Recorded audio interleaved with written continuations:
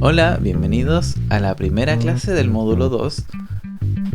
En este módulo vamos a estar aprendiendo lo que es la electricidad y específicamente en esta primera clase vamos a aprender las cosas más básicas de la electricidad, como qué es la electricidad, vamos a partir de ahí, qué son las cargas eléctricas, cómo se compone, cómo se comportan las cargas eléctricas y de qué forma la usamos día a día nosotros en nuestras vidas. Entonces, partiendo con lo más importante es saber qué es la electricidad. Bueno, de partida la electricidad no es algo que hayamos inventado nosotros.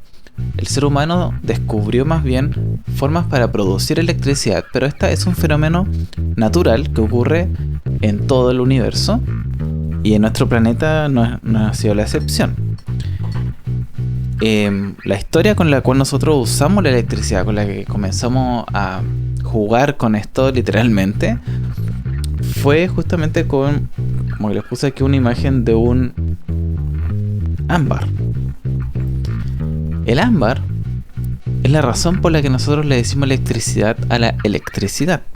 Ámbar en griego antiguo se dice electrón. Electrón fue la palabra usada entonces para hablar de aquellos fenómenos que se asimilaban a lo que hacían los griegos con el ámbar. Lo más probable es que se estén preguntando qué es lo que hacían los griegos con el ámbar. Bueno, hacían joyas. Y esas joyas, las personas más de poder, porque no cualquiera podía optar a tener esas joyas, la usaban básicamente como un juego en que lo frotaban en sus ropas y luego la acercaban a ranas y estas ranas se electrocutaban. O sea, es como cuando nosotros nos quitamos una prenda y nos queda como esa electricidad y tocamos algo y nos da así como la corriente. Esa es electricidad estática, que ya vamos a hablar de eso. Esa fue como una de las primeras cosas que hizo la humanidad con electricidad, o al menos de las que se tenga registro. Luego pasaron muchos años, más de 1000 años, en que la electricidad siguió siendo básicamente un juego, una forma de algo interesante, algo anecdótico que se hacía en fiesta y cosas así. Pero luego de, como les digo, casi 1000 años, más de 1000 años, comenzó a estudiarse de manera científica. Y uno de los primeros personajes, aquí les puse solamente 4, pero son muchos los científicos que hicieron aportes al entendimiento actual de la electricidad, ya que le llamaban la atención a mucha gente. Uno de los primeros fue este caballero que está aquí, de apellido Coulomb. Ya vamos a hablar más de Coulomb en la siguiente diapositiva. Uno de los más famosos, quizá, o más conocidos de los que han hecho cosas con electricidad fue Benjamin Franklin, un estadounidense que de hecho él participó en el proceso de la independencia de Estados Unidos. Él era político además de científico, y él hizo este famoso experimento de encumbrar un volantín en una tormenta eléctrica y bueno, se dio cuenta de que podía hacer hartas cosas con esa electricidad. Se cree que no es muy cierta esa historia, hay muchos detalles como exagerados, pero sí él ayudó a entender bastante cómo funciona la electricidad, principalmente cómo se puede transmitir la electricidad desde un punto a otro, ¿ya? Con lo que hoy en día denominamos conductores. Luego está este otro caballero un poco más actual, hace unos 100 años más o menos. Existió este caballero que se llama Nikola Tesla. Quizás han escuchado hablar de él. Él inventó la mayoría de las tecnologías que usamos ahora, como las radiofrecuencias con la cual se puede transmitir información, que es básicamente la forma en que funciona el Wi-Fi, el Bluetooth, la señal del celular. Todas esas cosas las inventó él. Y también inventó la forma en la que nuestros hogares en la actualidad reciben electricidad, que es la corriente alterna, que también ya les voy a explicar un poco más de eso. Y por último tenemos a este caballero, Michael Faraday, quien también inventó un montón de las tecnologías que utilizamos actualmente, específicamente cosas como el motor eléctrico. Esta es una de las razones por la cual nosotros podemos producir electricidad actualmente. El motor eléctrico no solamente se mueve, sino que si yo lo muevo, produce electricidad. Y puedo hacer el inverso, si yo le aplico electricidad, se mueve. Eso lo inventó este caballero y junto a otras cosas más. No sé si se han fijado en esas como pelotitas que tienen los cables en un extremo. No tengo ningún cable por aquí, pero muchos cables tienen como una... Aquí tengo uno. Muchos cables tienen como esta cosa.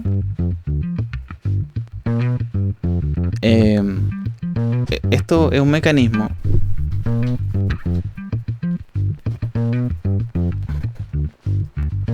Es un mecanismo de seguridad para evitar ruido electrostático que se encuentra en la atmósfera. Y eso lo inventó Faraday.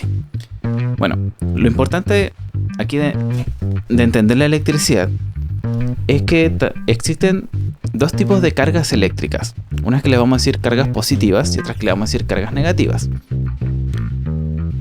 Durante mucho tiempo no se sabía muy bien en qué consistía una de otra. Pero hoy en día sabemos que las cargas positivas están asociadas a ciertas partículas atómicas, subatómicas, como el protón o el positrón.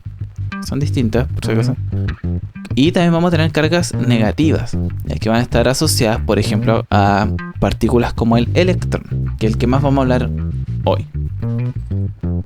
También podemos hablar de dos tipos de electricidad. No solamente la electricidad no es como una sola, sino que la podemos dividir en dos tipos, que va a ser la electricidad estática y la electricidad que se mueve o corriente eléctrica. Entonces primero vamos a partir entendiendo qué es la electricidad estática.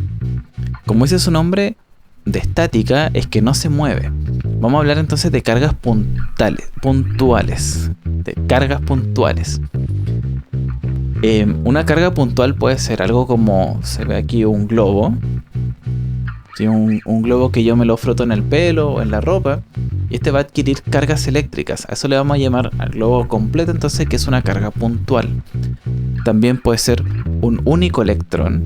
También puede ser una carga puntual. Y lo importante es que estas cargas van a interactuar entre sí. Cuando hablamos de interacción entre cargas, vamos a hablar de que se está ejerciendo una fuerza. Esta fuerza la llamamos una fuerza electrostática, que no la escribí aquí. Voy a escribir a mano. Fuerza electrostática. Que lo que va a hacer es mover a otra carga que se encuentre dentro de su campo electrostático. Cuando hablamos de un campo, nos referimos al área en el cual puede ejercerse una fuerza a distancia. Entonces, por ejemplo, tenemos el campo electrostático porque las cargas no necesariamente se tienen que tocar para que la mueva, sino que puede ser a distancia. Y también existe el otro campo más conocido, el campo gravitacional. Porque la Tierra, por ejemplo, no necesita tocarnos para atraernos. Si yo salto, no estoy pegado a la Tierra, pero igual me sigue atrayendo. Escribí mal eso. Por lo tanto, estas interacciones van a depender del signo que tenga. Vamos a suponer que aquí tengo una carga positiva, una carga puntual. Recuerden que puede ser cualquier cuerpo que tenga cargas, pero va a tener cargas positivas. Estas cargas van a atraerse cuando son distintas. Solamente hay dos opciones. Entonces, si son distintas, porque una es positiva y la otra es negativa. Si es este el caso, se van a atraer. O sea, van a buscar juntarse. Si no son iguales, si son iguales, estas cargas van a repelerse, van a alejarse una de la otra. O sea que la fuerza va a estarse ejerciendo en direcciones, en sentidos contrarios. Por lo tanto, se van a terminar alejando. Les voy a poner ahora un video de un profesor de física que Bueno, casi todo lo que yo sé de física lo sé gracias a este caballero, no por sus videos, porque ha escrito un par de libros que son bien interesantes y muestra con un par de experimentos mucho mejor el fenómeno de las cargas. See, I have here a conductor. This is a balloon, helium-filled balloon. And I will rub this rod with silk. And as I approach that balloon, you will see that the balloon comes to the rod. I will then try to rub with that rod several times on that balloon. It will take a while, perhaps, because the rod itself is a very good non-conductor. It's not so easy to get charge exchange between the two, but if I do it long enough, I can certainly make that balloon positive, then they're both positive, and then they will repel each other. But first, the induction part, whereby you will see the balloon come to the glass rod. These experiments work best when it is dry in the winter. They don't work so well when it is humid, so it's a good time to teach 802 in the winter. Okay, there we go. This should be positively charged now. And the balloon wants to come to the glass. You see that very clearly? Come on, baby. Okay, so now I will try to get this balloon charged a little. So there is a change of electrons that go from the balloon to the glass. And the glass it's not a conductor itself, so it is not always so easy to get charge exchanges. Okay, let's see whether I have succeeded now in making the balloon positively charged as well as the glass rod. If that's the case, then the balloon is not going to like me. The balloon will now be repelled, and you see that very clearly. To show you now that there are indeed two different kinds of electricity, if I now rub with cat fur, by tradition we do that with cat fur, I don't know why, by tradition we use silk for the glass. So if we do this with cat fur now, then this becomes negatively charged. Remember, there were two types of electricity, and since that balloon is positively charged, now the balloon will come to me. And there it is, now it comes to me. So you've seen for the first time now clearly that there are two different kinds of electricity. The positive charge chosen by Franklin on the glass rod and the negative charge on the rubber. Bueno, como pudieron ver entonces en este video, es que van a haber interacciones que van a ser distintas dependiendo del tipo de cargas y la cantidad de cargas que tenga un cuerpo. Entonces, una de las personas que logró explicar de manera matemática cómo se repelen estas cargas fue Don Coulomb, este francés. Aquí les puse un dibujito de la máquina con la que hizo este descubrimiento que se llama la máquina de torsión. Les voy a explicar primero cómo funciona para que así se entienda cómo llegó a esta fórmula que está acá arriba. Bueno, aquí está un dibujo de la patente. Y si se fijan en este sector de aquí abajito, se ve que hay dos bolas, dos pelotas que son metálicas. Una es la que muestra la figura, aquí la figura 5 en esta grande, que está de forma vertical. ¿Sí? De forma vertical, que se encuentra como colgando aquí de esta tapita. Y después tenemos aquí una pelotita de la figura 3, ¿sí? Que se encuentra de manera horizontal, que está afirmada como por una aguja que prácticamente no le hace fuerza, solamente la sostiene y está prácticamente en suspensión, no se mueve esa aguja. Lo que hacía este caballero es colocar esta carga, él cargaba eléctricamente la pelotita A, ven que aquí hay una letra A, la cargaba como él, por ejemplo, pescaba un trozo de ámbar, lo frotaba en su ropa, lo tocaba hacía contacto con ese ganchito que se ve acá arriba. Esas cargas se movían hacia la pelota A y iba a interactuar con la pelota C. con la que está ahí. Están casi juntas. Están casi pegaditas, pero no están pegadas.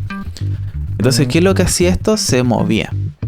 O sea, ya independiente si se repele o se atrae, esto se movía de esta forma. Todo el resto del mecanismo básicamente era para amplificar este movimiento y poder medirlo y poder llegar a un número.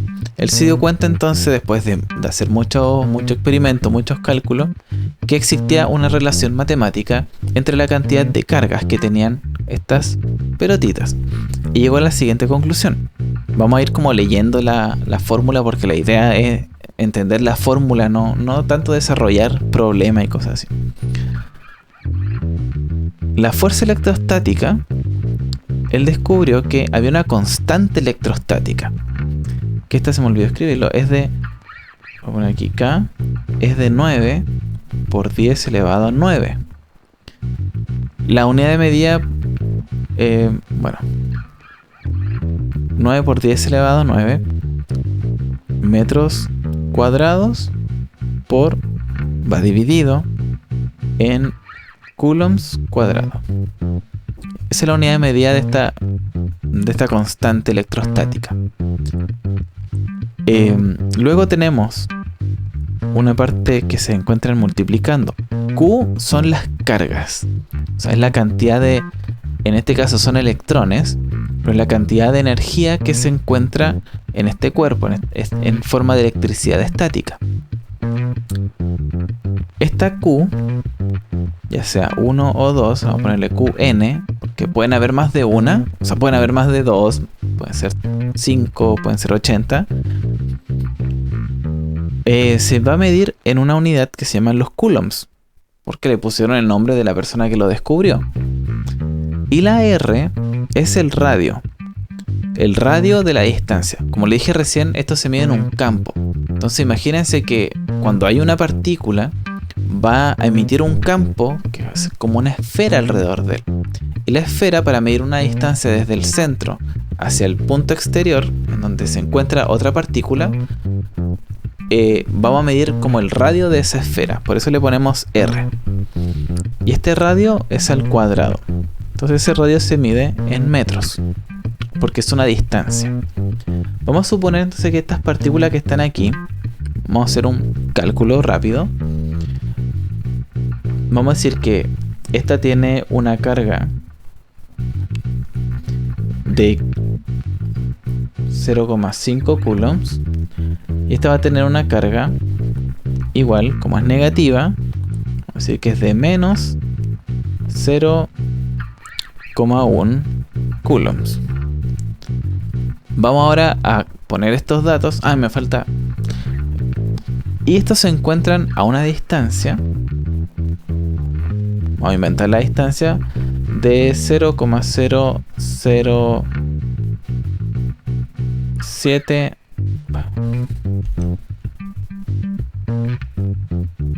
metros. Entonces ahora vamos a colocar toda esta información en la fórmula. Yo quiero saber la fuerza electrostática con la que están interactuando estas cargas. Por lo tanto, vamos a decir la constante electrostática. Voy a poner dentro un paréntesis porque aquí se van a mezclar mucho porque hay hartos números. 9 por 10 elevado a 9. Como lo he hecho ya en otro ejercicio, voy a omitir la unidad de medida para que no se sature de información el ejercicio. Multiplicado por la carga 1. La carga 1 la tenemos aquí.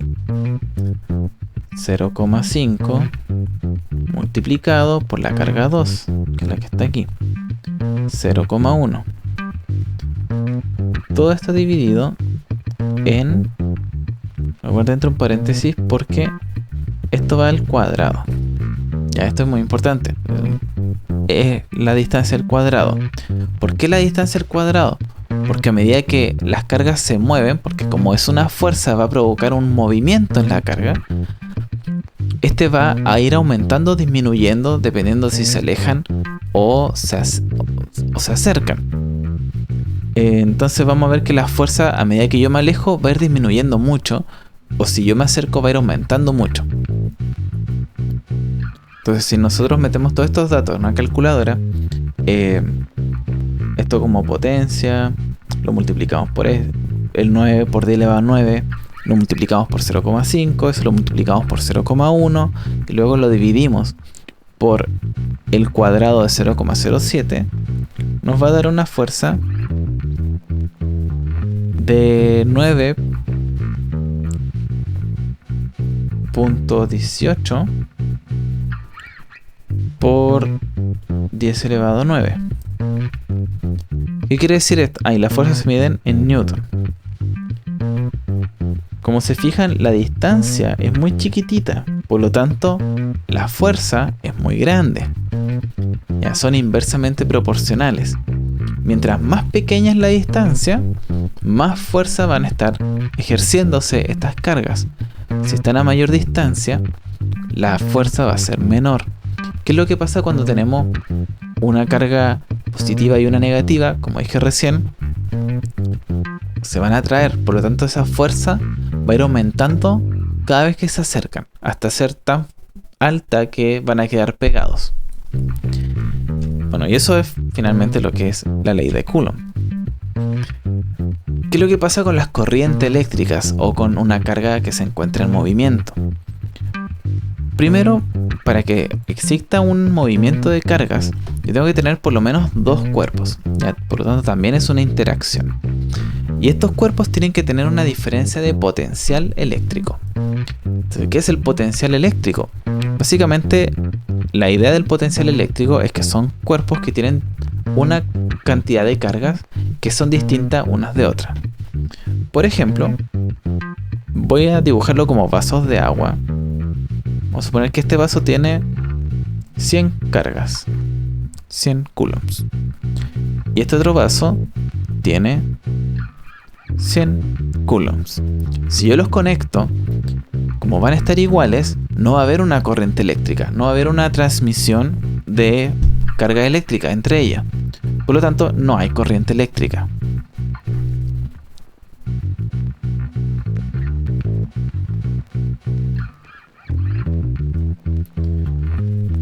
Pero si ahora yo digo que en este segundo vaso yo tengo 5 coulombs, lo que va a ocurrir es que en la naturaleza, en el universo, en todo, todas las cosas se tienden a igualar.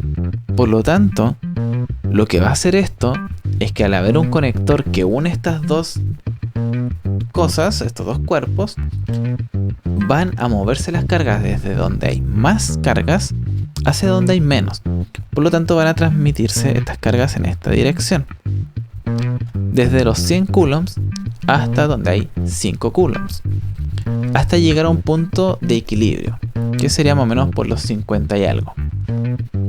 ¿Ya? Y nunca se llega a un equilibrio perfecto. Siempre va a haber una que pasa para allá, una que se devuelve, y así se van a estar moviendo cuando se llega al equilibrio. Lo mismo pasa con la temperatura, por ejemplo. Entonces, este movimiento de cargas, al haber una diferencia de potencial, recuerden, les vuelvo a repetir, el potencial es esta cantidad de cargas que tiene un cuerpo. Al existir una conexión, van a transmitirse las cargas.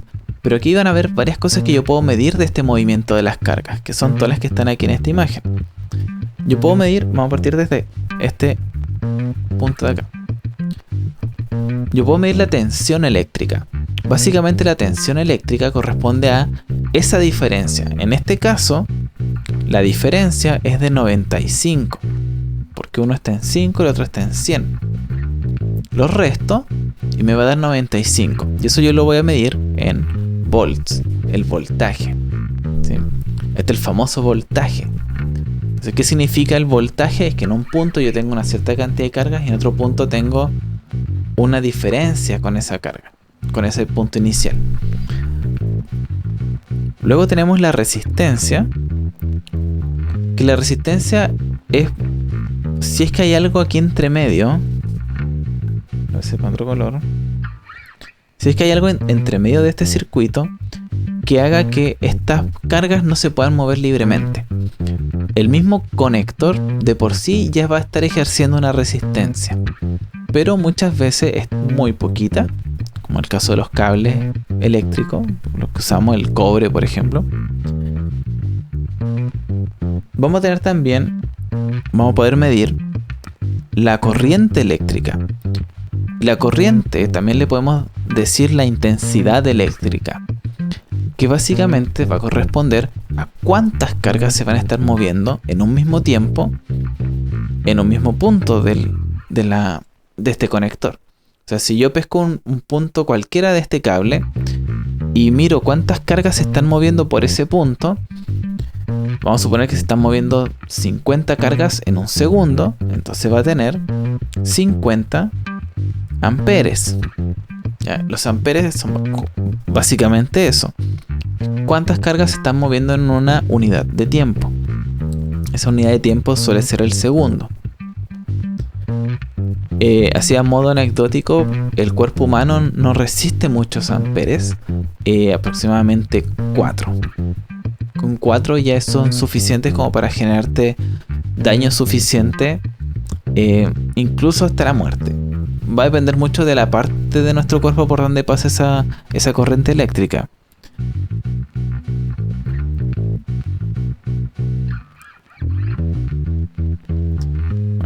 Lo último que me falta explicar de todo esto, que involucra tanto lo que vimos en la diapositiva anterior de la ley de Coulomb como en las cargas de movimiento, es ¿qué es un Coulomb? Como les dije, es la cantidad de cargas que tiene un cuerpo. Pero esta cantidad de cargas corresponde a un número específico de electrones en este caso, que van a ser 6,25 por 10 elevado a 18.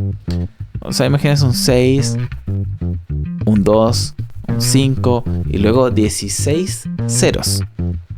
Un número bastante alto. Ya, la cantidad de electrones en verdad son tan chiquititos y se mueven en tan gran cantidad que tenemos que tomar todo ese número, ¿cierto? Y lo transformamos en un número más chiquitito. Entonces, la corriente eléctrica es un Coulomb pasando por un punto en un segundo.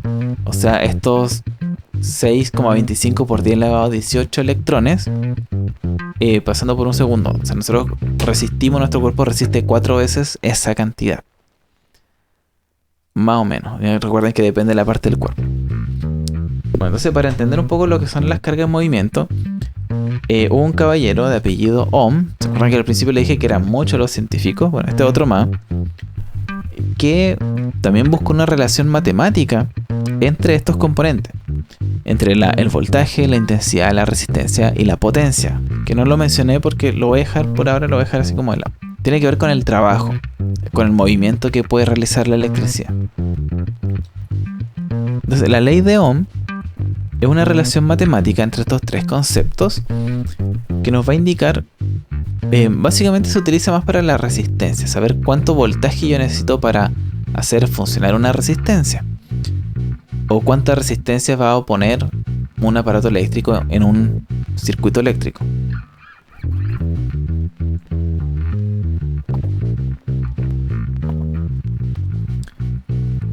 Entonces aquí la fórmula es bastante sencilla y se resume con este triángulo. Si yo quiero saber el voltaje, lo que tengo que hacer es lo que está abajo del triángulo. O sea, la I está al lado de la R, por lo tanto se multiplican.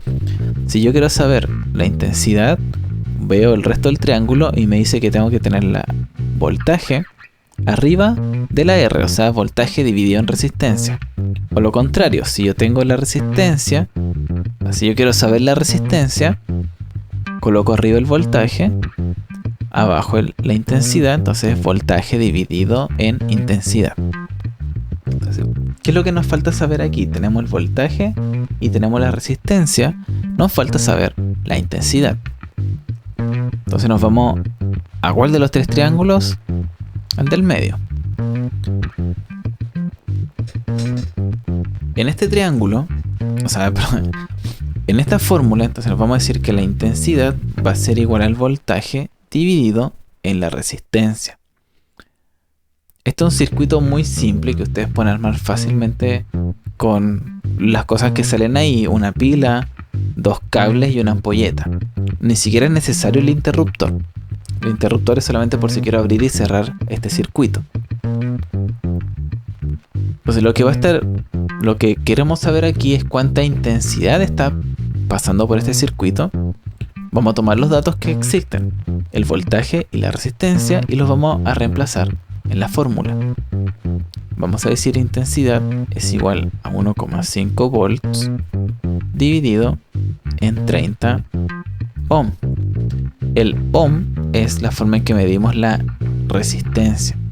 Entonces ahora lo único que nos queda por hacer es tomar el 1,5, lo dividimos con el 30, y eso nos va a dar la módica suma de 0,05 amperes. Este ejemplo es bastante real. O sea, si yo coloco una pila y la pongo a una ampolleta relativamente chica de 30 ohms, va a tener una intensidad de 0,05. O sea, yo puedo tocar ese cable y no nos va a pasar absolutamente nada. Es muy bajita esa intensidad.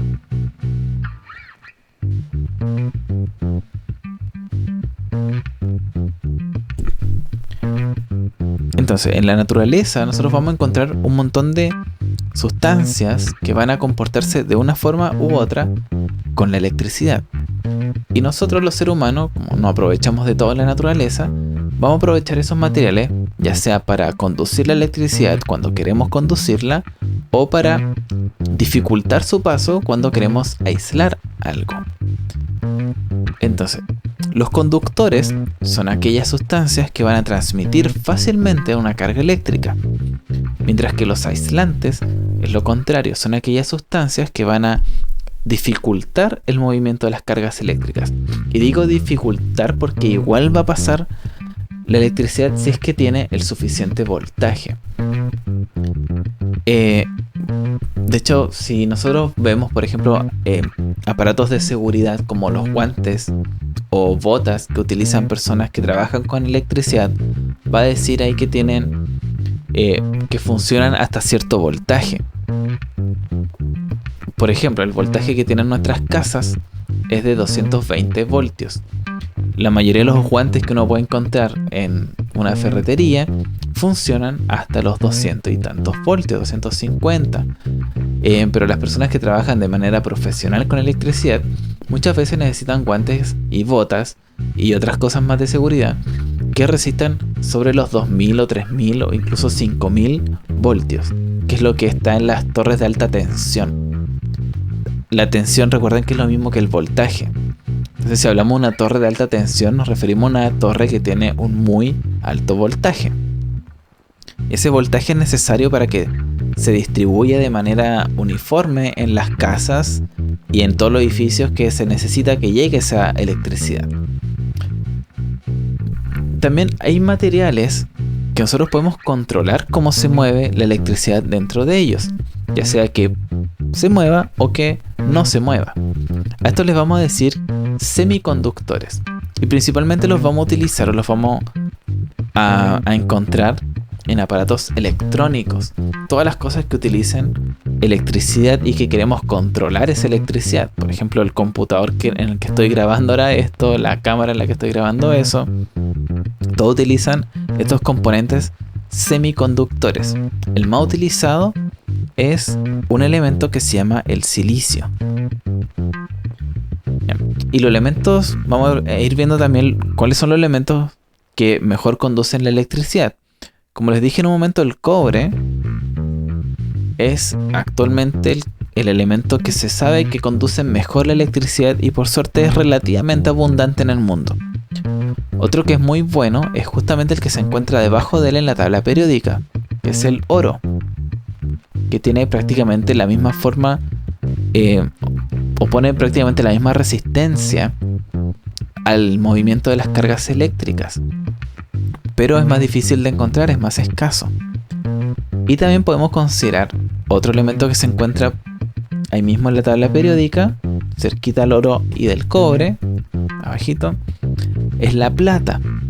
La plata también va a ser un muy buen conductor de electricidad, pero que también es muy escaso y no es tan buena como el oro, ni tan buena como el cobre. Por lo tanto, no se utiliza mucho para hacer circuitos y cosas así.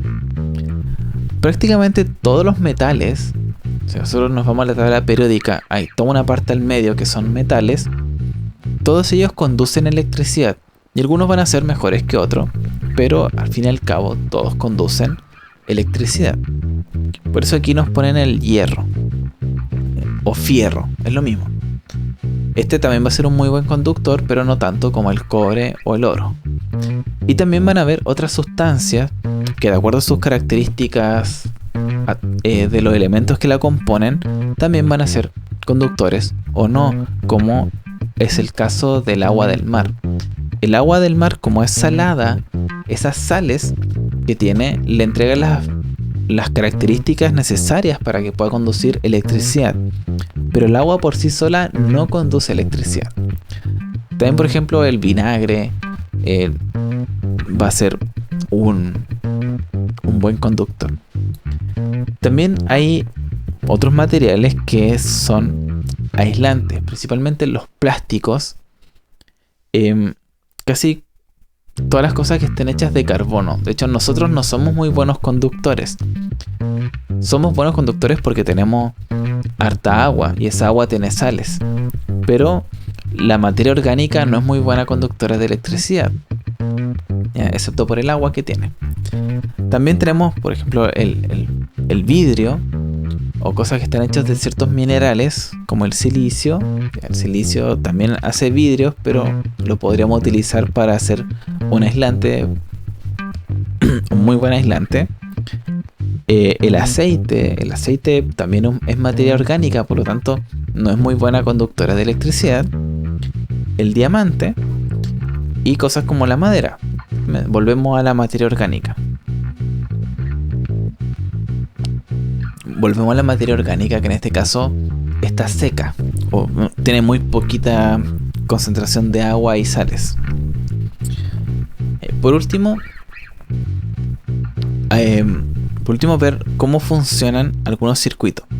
Aquí los voy a mencionar más que nada porque esto, bueno, la parte matemática no es lo más importante en este caso. Existen dos formas de circuitos y dos formas de entregarle energía a esos circuitos. Vamos a tener un circuito en que el nombre que le vamos a poner va a corresponder a la forma en que se ubican las resistencias, o como dice acá, los resistores. Entonces vamos a tener el circuito paralelo y el circuito en serie. El circuito paralelo, para poder identificarlo, vamos a ver que tenemos acá algo que se llama un nodo o una bifurcación en los conectores. O sea que un conector se va a transformar en dos caminos, ¿sí? De un cable salen dos cables. Eso nos va a indicar a nosotros que vamos a conectar una resistencia en paralelo a otra resistencia. Luego estas se tienen que juntar, ¿no es cierto?, en otro nodo y se devuelven a la fuente de poder. Después vamos a ver más sobre circuito en todo caso, pero aquí lo que quiero que aprendamos. El otro tipo de circuito es el circuito en serie, que para poder identificarlo corresponde a un orden continuo de resistencia. O sea, vamos a tener una resistencia y una vez que termina esta resistencia vamos a encontrar otra y podemos encontrar otra y podemos encontrar otra.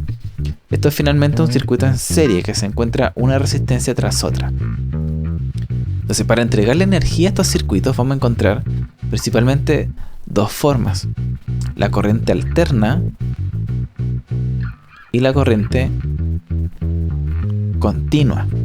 En inglés, o sea, vamos a utilizar la sigla en inglés, que son AC, de corriente alterna, alternative current, y corriente continua, que en inglés se dice corriente directa, direct current. ¿Y cuál va a ser básicamente la gracia de una y otra? Corriente alterna quiere decir que en un punto, como se sale aquí en el dibujito, en un punto tenemos el lado positivo y en un lado tenemos el lado negativo de un circuito.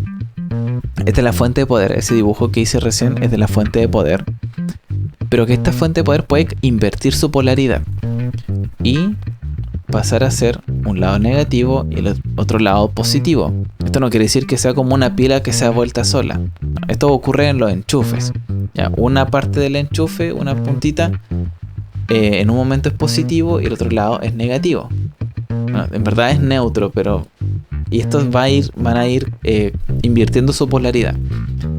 Si ustedes toman un transformador, en un lado va a salir una frecuencia, por lo general son 60 Hz o 40 Hz en algunos. Eso quiere decir la cantidad de veces que se invierte la polaridad en un segundo. Luego tenemos la corriente continua, que lo que nos indica la corriente continua es que va a estar siempre moviéndose las cargas desde un mismo punto hacia el otro. Por eso se llama continua, porque siempre va a estar saliendo desde el lado negativo las cargas eléctricas hacia el lado positivo. Bien. Imagínense que una es como la cadena de una bicicleta que siempre está girando en la misma dirección. Esa es la corriente continua. Mientras que la corriente alterna es como un serrucho que avanza y se devuelve, avanza, se devuelve, avanza y se devuelve. Siempre está como en la misma posición, avanzando y devolviéndose. Eso es como se mueven las cargas dentro de estos circuitos. Y bueno, sin nada más que seguir avanzando, por ahora vamos a dejar el video hasta acá, porque lo que tenemos que ver después tiene que ver con cómo vemos esto en nuestras casas y cómo se genera la electricidad finalmente para que llegue a nuestras casas. Y eso ya va a tomar mucho más tiempo, así que dejémoslo hasta aquí. Nos vemos en el próximo video. Cuídense mucho. Bye bye.